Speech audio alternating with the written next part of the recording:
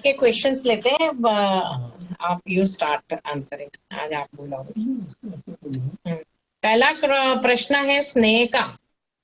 Very good question के what is happening to the soul when a person is in coma, when a person is brain dead due to some illness और accident, what is happening to the soul at that time?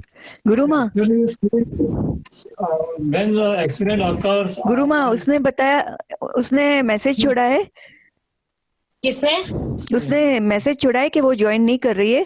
तो ये स्नेहल ने कि ये question आप Okay. Next Sunday लिए, because आज वो उसके पॉसिबल नहीं है कि वो ज्वाइन करे। ओके। लेकिन नवीन गुरुजी ने बोला है कि वो सब रिकॉर्ड कर रहे हैं so that everybody can get the answers. Okay, फिर वो लाइव वीडियो ऑल्सो रिकॉर्डिंग में सुन लेंगी। ओके। चाहे एक्सीडेंट से कोई कोमा में जाए, चाहे फिर मेंटल शॉक से भी कभी कभी लोग कोमा में जाते हैं।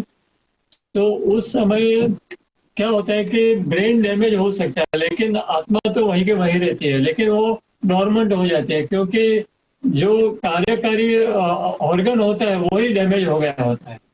तो वो फिर आत्मा का इसका चेतना तंत्र है वो नर्वस सिस्टम के थ्रू ही काम करेगा। तो जब electrical impulses he pass on नहीं होंगे तो चेतना कहाँ से कार्य करेगी। तो इस तरह से जब बॉडी फंक्शनल नहीं होता है तो सुषुप्त अवस्था में आत्मा वहीं की वहीं रहती है। ये एक है। दूसरा ये भी है कि कभी कभी आदमी जब ब्रेन डेड हो जाता है, टोटली रियली जब ब्रेन डेड होता है, तब जाके फिर धीरे धीरे करके हार्ट बीट करना बंद हो जाता है। जब हार्ट बीट करना बंद होता है तो उसको टोटली डेड बोलते हैं, कंप्लीटली डेड। लेकिन जब कंप्लीटली डेड होता है तो कभी कभी क्या होता है, दो प्रकार के अनुभव होते हैं। या तो आदमी परमानेंटली डेड होता है, फिर उसका अग्नि संस्कार भी हो जाता है। लेकिन कुछ लोगों के ऐसे भी अनुभव जानने को मिले हैं देश प्रदेश में कि जिनके स्टोरीज के ऊपर लाइफ आफ्टर डेथ नाम की कई बुक्स प्रकट भी हो चुकी हैं। तो उसमें उन लोगों के यह वर्णन है कि वो लोग मतलब आत्मा स्वरूप में अपने शरीर के बाहर आ गए थे और वो डॉक्टरों को भी देख रहे थे, अपनी बॉडी को भी देख रहे थे। डॉक्टर्स लोग उनके हार्ट को फिर से रिससिटेट कराने के लिए कोशिश कर रहे थे, थम्पिंग कर रहे थे। तो वो सोच रहे थे कि हम लोग तो जिंदा है कि मर गए हैं। तो शुरू में तो आत्मा को ये भी नहीं समझ में आता है कि वो जिंदा है कि आत्मा स्वरूप में आ गया है। फिर थोड़ी सेकंड के बाद समझ में आता है कि वो आत्मा स्वरूप में है। लेकिन जब वो उनका टाइम नहीं आया होता है तो ऊपर जाने के बाद उनको कहा जाता है, कोई तेजो स्वरूप व्यक्ति देवदूत समान होती है, वो आ जाती है और बोलती है कि आपका समय अभी तक आया नहीं है तो आप वापस जाओ।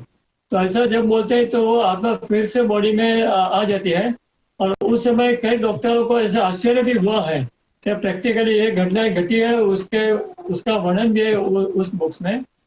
तो वो डॉक्टरों को भी आश्चर्यचकित हो गए थे कि ये हम तो सोच रहे थे मर गए हैं, हमने डिक्लेयर भी कर दिया था कि मर गया है, तो भी ये जिंदा कैसे हो गया। तो ये दो प्रकार का अनुभव आत्मा के रूप में होता है। और दूसरी बात कि जब व्यक्ति कोमा में होता है तो क्या होता है कि दो प्रकार के कोमा होते हैं। एक तो कंप्लीट कोमा होता है और एक सेमी कोमा। तो कंप्लीट कोमा यानी क्या कि जो ब्रेन ज्यादा डैमेज हो गया होता है तो वो कुछ भी सुन भी नहीं सकता, सोच भी नहीं सकता और बोल भी नहीं सकता। लेकिन जब सेमी कोमा में होता है तो वो व्यक्ति सुन सकती है, सोच सकती है, एनालिसिस कर सकती है, लेकिन आंसर नहीं दे सकती क्योंकि ऑर्गन काम नहीं करता। तो इस प्रकार से वो सेमी कोमा में होने वाली व्यक्ति, हम जब भी कुछ भी उनको बोलते हैं तो सुन लेती है, उनको फीलिंग भी आती है। तो कभी कभी ऐसे प्रयोग किए गए हैं कि जो व्यक्ति सेमी कोमा में होती है उनको सबसे प्रिय गीत वहां पे बजाया जाए तो कोई व्यक्ति फिर से सभानावस्था में आ गई हो, कॉन्शियसनेस में आ गई हो, ऐसे भी किस्से बने हैं।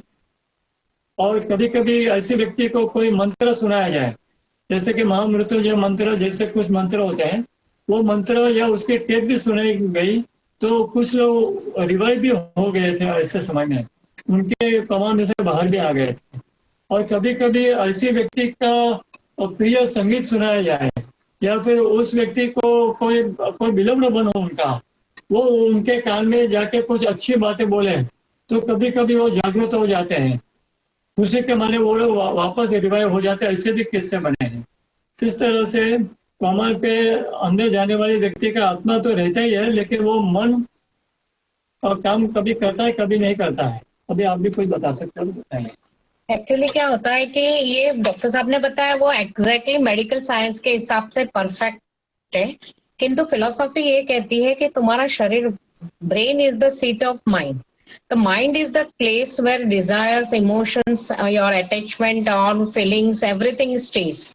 तो ब्रेन डेड यानी कि सुप्त अवस्था में गया, किंतु मन तो आपका जागृत ही रहता है। मन में वो सारी चीज रहती है, अतृप्त वासना, क्योंकि वो सब है, ये संस्कार वगैरह सब उसमें है। इसीलिए तो शरीर छोड़ने के बाद मन सूक्ष्म शरीर के साथ जाता है, तो मन तो आपका वही रहता है। इसीलिए बोलते हैं, उसका एक बेस्ट एग्जाम्पल मिला था, अरुणा सानबाग का किस्सा याद होगा कि एम हॉस्पिटल की नर्स थी जिसपे रेप हुआ था, और रेपिस्ट ने उसको फिर गले में वायर बांध के मारने की कोशिश की थी, शी कुडंट डाई। तो उसको वो वायर बांधने की वजह से ब्रेन को ऑक्सीजन नहीं मिला, तो वो ब्रेन डेड हो गई थी। तो उसको फिर केएम हॉस्पिटल में ही उन्होंने रखा। 37 years I think she lived, and सब नर्स और डॉक्टर वहां के उसकी सेवा कर रहे थे। तो उन्होंने लिखा कि उनके अनुभव में सुनती थी, उस पे जड़ चेतन नाम की नॉवेल भी हरकिशन मेहता ने, फेमस राइटर थे गुजराती के, उन्होंने लिखी थी। तो उसमें कभी कभी ये थोड़ी होश में भी आती, थोड़ी स्लाइट अवेयरनेस उसको आती थी। तो बोले फिश उसकी फेमस डिश थी, तो जब उसके बर्थडे के टाइम ये लोग उसकी फेवरेट डिश बना के उसके रूम में ले जाते थे, तो कभी कभी उसकी आंखें चमकती थी, भले वो एक्सप्रेस ज्यादा कुछ नहीं कर पाती थी, बाकी फिर से कोमा में चली जाती थी। तो क्या बताते हैं कि मन की इच्छाएं तो रहती है इन, पर खाली ब्रेन डेड वजह से वो एक्सप्रेस नहीं कर पाते, एग्जीक्यूशन नहीं होता है, पर मन की इच्छाएं तो रहती है। इसीलिए बोलते हैं जीते जी मन को नम्ब करना है, यानी कि मन की इच्छाओं को शांत करना है। इसीलिए पतंजलि ने योग में बोला है चित्त वृत्ति निरोध। तो जीते जी आप जब मन को शांत करते हो, इच्छा मुक्त करते हो, तो फिर मृत्यु के बाद कोई इच्छा नहीं रहती और आप शांति से मोक्ष मार्गी बनते हो। तो कोमा में भी वही अवस्था है, जिसका मन शांत है और जो उस अवस्था तक पहुंच गया है, तो वो खाली कोमा मतलब उसके संचित कर्म का, प्रारब्ध का भोग है कि उसको शायद इतना समय कोमा में रहना है, तो वो रह के निकल जाता है। पर उसकी आत्मा और मन जीते जी उसने जितने कर्म किए अच्छे, उस हिसाब से उसकी अवस्था रहती है। Physical condition has nothing to do with your internal status.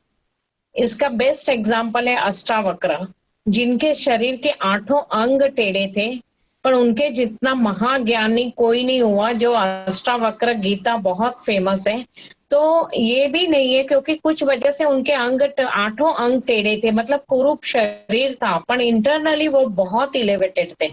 तो external physical condition has nothing to do with your internal अवस्था। अगर आपकी इंटरनल अवस्था सही है, तो ये आपके प्रारब्ध भोग है, वो पूरे होके फिर आप अपनी इंटरनल अवस्था के अनुसार आगे चलते हो।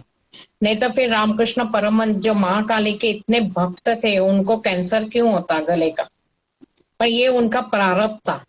तो ये कोमा में रहना भी प्रारब्ध हुआ, पर मन तो उसका एज इट इज रहता है, आत्मा भी एज इट इज रहती है।